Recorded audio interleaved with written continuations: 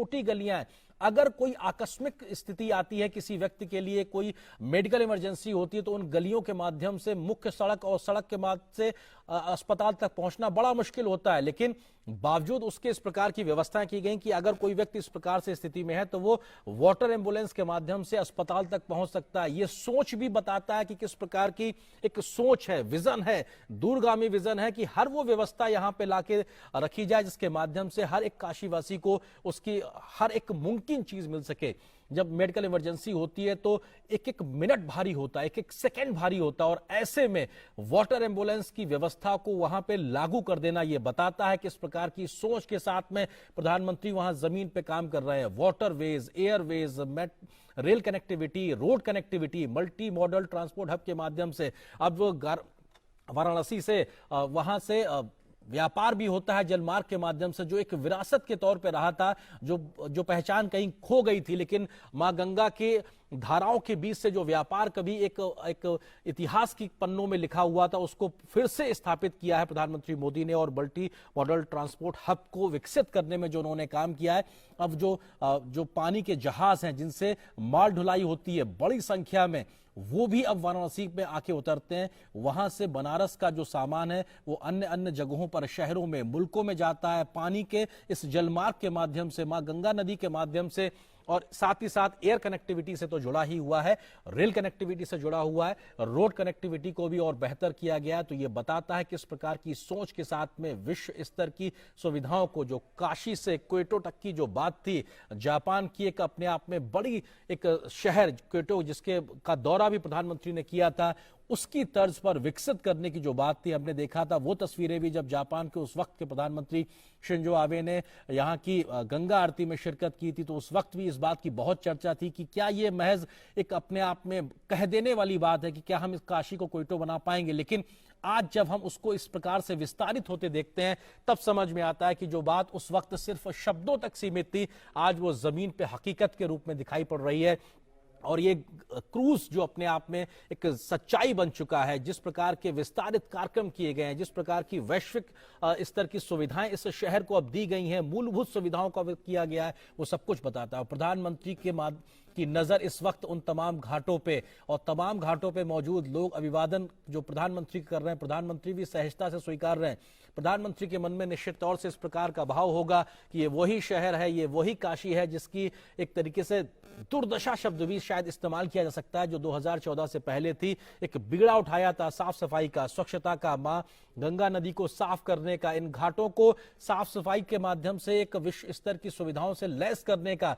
इन जगहों पर लोग आए तो उनको एक अच्छा अनुभव प्राप्त हो, श्रद्धालुओं के मन में इस प्रकार का भाव आए कि वो जिस जगह गए थे खुशी की अपनी यादों को लेकर जाएं। ऐसी तमाम बातों को कैसे किया जाए, वक्त लगा, थोड़ा वक्त लगा, लेकिन उसके बावजूद भी उन तमाम चीजों को जमीन पे लाया गया। हजारों की संख्या में घाटों पे जो बनारस के लोग हैं वो पहुंचे हैं प्रधानमंत्री का अभिवादन करने के लिए, और प्रधानमंत्री सहजता से उनके अभिवादन को स्वीकार करते हुए प्रधानमंत्री के चेहरे पर एक संतोष का भाव, एक हल्की सी मुस्कान दिखाई पड़ती है। ये शायद इस भाव का परिलक्षित करता है कि उनके मन में संतोष होगा कि उन्होंने जो काम का बीड़ा उठाया था वो काफी हद तक दिखाई पड़ा, समागम के रूप में दिखाई देते हैं। इसलिए कहा जाता है कि नारायण ने भगवान शिव की इतनी बड़ी आराधना की, इतनी ऊंची आराधना की कि भगवान शिव द्रवीभूत हो गए, और वही ब्रह्म द्रव काशी खंड के रूप में उद्भूत हो गया। ये एक ऐसा भूखंड है जो भूभाग पर स्थित होकर के भी इस भू से पृथक है। इसलिए यहां पर शरीर छोड़ने पर ब्रह्म या फिर यम की यातना चलती नहीं, नियम भंग हो जाते हैं ब्रह्मांड के, और इस पृथ्वी से अलग इस क्षेत्र का महत्व इसलिए बढ़ जाता है क्योंकि आपको याद होगा महाराजा हरिश्चंद्र की कथा, जब उन्होंने अपनी सारी पृथ्वी को दान कर दिया, उन्हें यह नहीं समझ में आया कि अब मैं अपने आप को बेचने के लिए किस क्षेत्र का वर्ण करूं। उन्होंने काशी को चुना। काशी में उन्होंने अपने आप को बेचने की जो प्रक्रिया की, इसी तथ्य को हृदयंगम करके कि ये काशी उस धरती से अलग है जिस धरती का एक छत्र में राज्य करता हूं, और उसको तो मैंने दान में दे दिया है। स्वयं राजा हरिश्चंद्र ने यहां पर महाश्मशान में आकर के अपने आप को दान किया, और इतिहास में अमर हो गए। ये जो ब्रह्मद्रव है सिर्फ काशी खंड ही नहीं, यहां एक और कथा के रूप में आप दूसरा ब्रह्मद्रव जिसका दर्शन कर रहे हैं, मां गंगा स्वयं ब्रह्मद्रव हैं। इसलिए क्योंकि काशी खंड में तो आपने देखा कि भगवान नारायण ने आराधना की भगवान शिव की, और गंगा के रूप में यह कहा जाता है, गर्ग संहिता में यह कहा गया है कि भगवान श्री नारद जी के संगीत से अभिभूत होकर के जो नारायण है वो ब्रह्मद्रव बन गए, और वही ब्रह्मद्रव गंगा है।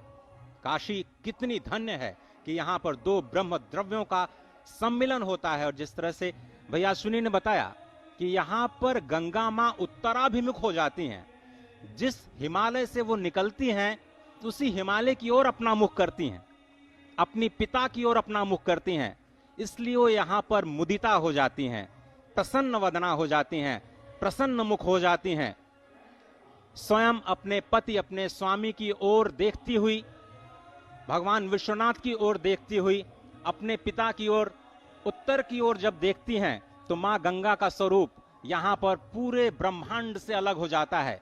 प्रयागराज, तीर्थराज प्रयागराज की महिमा से भी काशी की महिमा इसीलिए अधिक हो जाती है कि मां गंगा, मां यमुना, मां सरस्वती प्रयाग तीर्थ का स्पर्श करके विंध्याचल धाम से होती हुई जब यहां काशी में प्रवेश करती हैं तो उनका स्वरूप भगवान विश्वनाथ के सानिध्य में, स्वयं नारायण के रूप भगवान हिमालय की ओर उत्तराभिमुख होते हुए मां एक अलग रूप में आती हैं नजर, जहां पर सबको धन्य बनाती हैं, सब पर करुणा करती हैं, सब पर कृपा करती हैं। और वही अद्भुत, अकल्पनीय वो दृश्य ब्रह्मद्रव आपके समक्ष जो स्वयं नारायण का रूप है, स्वयं निराकार ब्रह्म निराकार हो जाता है, द्रव का रूप ले लेता है, मां गंगा का रूप ले लेता है, वो स्पष्ट आपके सामने आपके समक्ष नजर आ रहा है। ये हमारा आप सबका सौभाग्य है कि दूरदर्शन परिवार के इस छोटे से प्रयास से आप वो दर्शन कर पा रहे हैं जो अपने आप में एक इतिहास है, अपने आप में भव्य है, नव्य है। Honorable Prime Minister of India, Mr. Narendra Modi, along with the Chief Minister of Uttar Pradesh, Mr. Yogi Adityanath, is sailing to reach the holy shrine of Lord Shiva. He is heading to the destination where he has to unveil the Vishwanath Dham, Kashi Vishwanath Dham, which is setting another milestone in the cultural history of Banaras, particularly the temple of Sri Kashi Vishwanath. The glory of the Kashi Vishwanath is known to all since time immemorial. And we also know that the temple was targeted by the invaders from time to time, which forbade its proper structural existence until 1780, when the Queen Ahilyabai Holkar of Indore established it in the present form, and Maharaja Ranjit Singh established it with a gold coating in the year 1835. It would not be an exaggeration to say that after a long time, such a massive transformation is done of the temple area. The present effort not only facilitates a clear view of the temple, but also links the Kashi Vishwanath temple to the famous Lalita Ghat and Manikarnika Ghat, which is a Shakti Peeth too. It is expected to boost the overall economy of the city as well, besides promoting religious and spiritual tourism in India. आज स्वप्न के साकार होने का दिन है। भारत भारतीयता के ध्वजवाहक, सनातन संस्कृति के संवाहक रूप में प्रधानमंत्री नरेंद्र मोदी इस समय मां गंगा की गोद में अलकनंदा के जरिए इस समय बाबा धाम की तरफ आ रहे हैं। और ये विलक्षण, अनुपम, अविस्मरणीय, अकल्पनीय क्षण है, क्योंकि बाबा विश्वनाथ के धाम का आज लोकार्पण हो रहा है, विश्वार्पण हो रहा है। और सबसे बड़ी बात कि काशी की अनेक विभूतियां, काशी का विशाल गौरव, काशी की गरिमा, काशी की महिमा, काशी की मूल आत्मा, काशी के मूल आध्यात्मिक स्वरूप को सजोकर ये पूरा का पूरा बाबा विश्वनाथ धाम का पुनर्विस्तार और पुनर्विकास किया गया है, जिससे कि काशी के मूल रूप को सजोकर काशी की आध्यात्मिकता को बनाते हुए इसकी काया को, आत्मा को नहीं, काया को, कलेवर को आधुनिक रूप दिया जा सके, नवीन स्वरूप दिया जा सके, अद्यतन बनाया जा सके। पुरातनता के साथ अद्यतनता का जो ये संगम है, आध्यात्म के साथ जो आधुनिकता का ये संगम है, जो यहाँ पर विकास की गंगा के साथ अलकनंदा और माँ गंगा का संगम है, ये अद्भुत है, विलक्षण है। और ये गंगा की लहरों पर आज इतिहास लिखा जा रहा है। ये विहंगम दृश्य आप देख रहे हैं कि किस तरीके से सर्वोच्च काशी में, सर्वोपरि काशी में, सबसे विशिष्ट काशी में आज विलक्षण और विशिष्टतम दिन है, जब बाबा के धाम के लिए ही किए गए पुनर्विकास और पुनर्निर्माण के काम का लोकार्पण हो रहा है। विभूतियों का ये शहर है, विभूतियों और महात्माओं का ये शहर है। और आज इस शहर में, इस नगर में, इस आदि नगर में आदि योगी को कार्यांजलि दी जा रही है। Here is the aerial view of the city, and we can see how beautiful, how magnificent it looks. A moment back we had the view of the ghats, which is a testimony of the history which the city has witnessed. See, here is the aerial view of the dham. The grandeur, the magnificence is visible. You can also see a huge gathering of the dignitaries from various parts of the nation. It is also visible here, the temple, the Vishwanath, Baba Vishwanath Dham. And it's my privilege and pleasure to share here that numerous saints from Ujjain, Ayodhya, and various corners of the country have assembled here to witness this phenomenal day. We can see the cheer expressed by the people on the ghat with the acclamation of Har Har Mahadev. This is how the day begins in Kashi, the day ends in Kashi, and it is rightly said that Shiv pervades everywhere here, in every stone, every corner, every particle of Kashi. विशिष्टतम दिन है। भूताधिपम भुजंग भूषण भूषितांगम व्याघ्रा जिनांबर धरम जटिल त्रिनेत्रम पाशांकुशा भयवर प्रद शूल पाणिम वाराणसी पुरपतिम भज विश्वनाथम। माँ गंगा की गोद से होते हुए, माँ गंगा का सानिध्य प्राप्त करते हुए, लालित्य प्राप्त करते हुए, अवगाहन करते हुए इस समय प्रधानमंत्री नरेंद्र मोदी बाबा धाम की तरफ अग्रसर हैं। बाबा का ये धाम इसलिए भी विशिष्ट है कि पूरी संकल्पना प्रधानमंत्री ने इसकी तैयार की।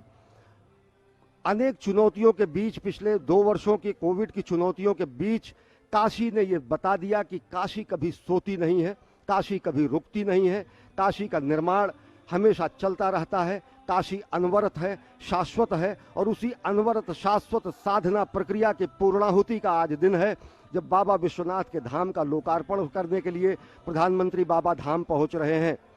स्पष्ट रूप से देख सकते हैं कि किस तरीके से जन समुदाय उमड़ पड़ा है समूचे घाट पर प्रधानमंत्री और अपने प्रिय प्रतिनिधि जन नायक महानायक का स्वागत करने के लिए, और जनता के अभिवादन को स्वीकार कर रहे हैं प्रधानमंत्री नरेंद्र मोदी, और साथ ही साथ जनता जनार्दन को प्रणाम भी कर रहे हैं। बाबा विश्वनाथ के धाम पधारने पर बाबा विश्वनाथ को भी प्रणाम कर रहे हैं, और समूचे 130 करोड़ देशवासियों की तरफ से आज ये कार्यांजलि देने जा रहे हैं। समूचे विश्व को, पूरे विश्व को इस महोत्सव में शामिल होने का अवसर मिला है कि जब विश्व के नियंता त्रिपुरारी भगवान शंकर, भगवान जो कि यहाँ पर माता अन्नपूर्णा के साथ साक्षात विद्यमान है, जो कि विशिष्ट ज्योतिर्लिंगों में से एक है, उनके दिव्य धाम का, नव्य धाम का लोकार्पण हो रहा है। काशी की विशिष्टता यह है कि ये केवल अकेला ऐसा ज्योतिर्लिंग है जहाँ पर वाम भाग में माता पार्वती भी माता अन्नपूर्णा के रूप में विद्यमान है, और अब से कुछ ही दिनों पहले भगवान शंकर के गंगा से मिलन का आज तो दिन है ही, साथ ही साथ कनाडा से आई माता अन्नपूर्णा की मूर्ति को भी इसी परिसर में स्थापित किया गया है। तो आज का दिन इसलिए भी विशिष्ट है कि भगवान शंकर की जटाओं से निकली हुई गंगा जब गंगा सागर तक की यात्रा करती हैं, तो यहीं पर वो बाबा के चरण पखारने के लिए उत्तरगामिनी होती हैं, और उन अवरोधों को हटाकर आज माँ गंगा और बाबा विश्वनाथ का मिलन कराया संभव हो सका है। और यह भगीरथ कार्य था। जिस तरीके से भगीरथ प्रयत्न के बाद माता गंगा का पृथ्वी पर अवतरण हुआ, शिव की जटाओं से एक बूंद गिरने के लिए शस्य श्यामला भारतवर्ष को बनाती हुई, वो सांस्कृतिक रेखा खींचती हुई, आध्यात्मिक रेखा खींचती हुई वो समूचे भारत को बनाती हैं, उन अवरोधों को आज समाप्त किया गया है और सांस्कृतिक संचेतना के नए युग का आज सूत्रपात हो रहा है। सांस्कृतिक पुनर्जागरण के नया वैश्विक इतिहास आज लिखा जा रहा है और स्वप्नद्रष्टा नरेंद्र मोदी का स्वप्न साकार हो रहा है। दिव्य भारत, भव्य भारत, एक भारत, श्रेष्ठ भारत, अंततः जगत गुरु भारत की संकल्पना में ये छोटा सा आयाम है। बिल्कुल सही कहा आपने। और इस छोटी सी यात्रा में गति भी दिखती है, शक्ति भी दिखती है और अनायास ही सरकार की गति शक्ति की जो परियोजना है उसकी याद आ जाती है, जिसमें भारत में बुनियादी ढांचे के नवनिर्माण के रूप में एक नए कार्यक्रम की शुरुआत की गई है। इस छोटी सी यात्रा में आपने उस गति और उस शक्ति की एक छोटी सी झलक जरूर देखी होगी, क्योंकि देश का पहला वाटरवेज भी काशी से ही निकलता है, हल्दिया तक जाता है। बनारस के घाटों को कौन नहीं जानता है। एक ऐसे ही घाट ललिता घाट पर इस वक्त प्रधानमंत्री पहुंच चुके हैं। भव्य स्वागत की तैयारी है। सैकड़ों की संख्या में ढोल, मृदंग, डमरू लेकर के यहाँ के जो स्थानीय निवासी हैं अपने जननायक के स्वागत की तैयारी कर रहे हैं। बहुत से संत हैं जो यहाँ पर प्रतीक्षा में हैं इस ऐतिहासिक क्षण के, जब बाबा विश्वनाथ धाम के नवनिर्मित स्वरूप का लोकार्पण भारत के यशस्वी प्रधानमंत्री के हाथों किया जाएगा। सारी तैयारियों का जायजा, जितने भी प्रश्न हैं उनके उत्तर पाने की कोशिश लगातार प्रधानमंत्री के मन में रहती है। जो परिकल्पना, जो संकल्पना खींची गई थी वो कहां तक उतर पाई, परेशानियां कहां आईं, कुछ काम अटके क्यों रह गए, जहां पूरा हुआ वहां पर और भव्य कैसे बनाया जाए और दिव्य कैसे बनाया जाए, ये सुझाव, ये विचार, ये विमर्श, ये लगातार उच्च स्तर पर जो समीक्षा है वो हमें देखने को मिलती है। और इस वक्त आप जो दृश्य देख रहे हैं राजघाट से ललिता घाट, तमाम ऐसे घाट हैं जिनका पुनरुद्धार किया गया है, पुनर्निर्माण किया गया है, उनको संरक्षित करने का एक प्रयास किया गया है। और इस काशी में तो कहते हैं कि आप एक छोटा सा कार्य करते हैं तो उसका जो फल है वो करोड़ों गुना हो जाता है। आप देखिए कि इन सांस्कृतिक धरोहरों को फिर से सहेजने का कार्य जो मौजूदा सरकार ने किया है, करीब 800 करोड़ रुपए की लागत से इस विश्वनाथ धाम के पुनर्निर्माण का जो कार्य किया गया है, उसका अक्षय पुण्य 135 करोड़ भारतीयों के हिस्से में ही जाता है। और हमेशा से देखा गया है कि प्रधानमंत्री कभी भी निर्माण का यश लेते नहीं, अपने कार्य का यश लेते नहीं,